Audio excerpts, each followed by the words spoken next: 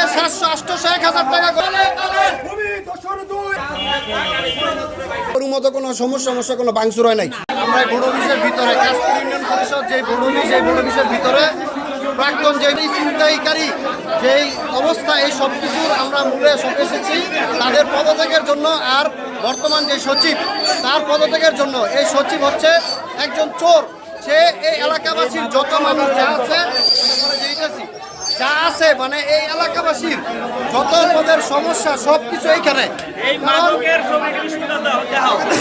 এইখানে একটা জন্ম নিবন্ধন করতে আসলে 100 টাকার বেশি লাগার কথা না, 500 থেকে 700, 800, 1000 টাকা করে নেয় একটা জন্ম নিবন্ধন। একটা বাংলাদেশের একটা নাগরিক যদি এই জন্ম নিবন্ধন করতে সে যদি ভোগান্তিতে পড়ে, তাহলে এই বাটপারি সিটারির কি আর কোথায় যাবে? এরপরে আবার এখানে যদি কোনো কাগজ নিয়ে আসা হয়, প্রথমে আসলে তাকে বলা হয় যে 400-500 টাকা ফি। কিসের জন্য ফি? কোনো এরকম কোনো অরিজিনাল কোনো তথ্য নেই। এইখানকার যে সচিব কাশপুর ইউনিয়ন পরিষদের, সে হচ্ছে একজন চোর, চাঁদাবাজ, ছিনতাইকারী, ডাকাত। তার সাথে আগের যে চেয়ারম্যান ছিল যে চোর, বাটপার, ছিনতাইকারী, সেও তার সাথে সম্পৃক্ততা। মোশাররফ চেয়ারম্যান আপনারা সবাই আগেই জানেন, যেটা আওয়ামী লীগের আমলে ছিল। তারা ভূমিদস্যু, চাঁদাবাজ, ছিনতাইকারী সব। এই যে আমাদের এই ভাইটির কাছ থেকে কিছু শুনুন। মোশাররফ এই ভাইয়ের দোকান ভেঙে ফেলছে জোরপূর্বক, কোনো কারণ ছাড়া। তারপর আপনারা যে দেখা যায় যে বর্তমান যে সচিব, সে এতটাই খারাপ, এতটাই নিব খারাপ যে তার এখানে আসলে যে কোনো পরিমাণ কাজের জন্য এখানে আসলে চাঁদাবাজির টাকা দিতে হয়। আর আজকে আমরা এখানে এসেছি যে সচিবের পদত্যাগের জন্য।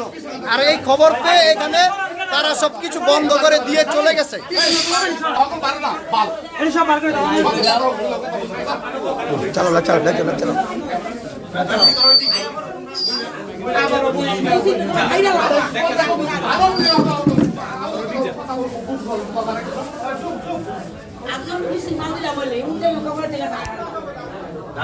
জানলার পাশে জুম করে দেখাও।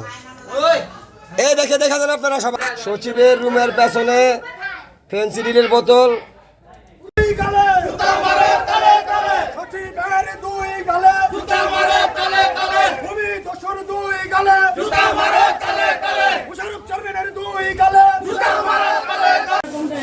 ক্যামেরা নাই, ওই যে একটা দুইটা সিসি ক্যামেরা আছে। ক্যামেরা কন্ট্রোল করে কম্পিউটারটা কোনটা? কম্পিউটার নাই এনো। আচ্ছা হ্যাঁ নাম জানি সাজু রুমের চাবি দাও।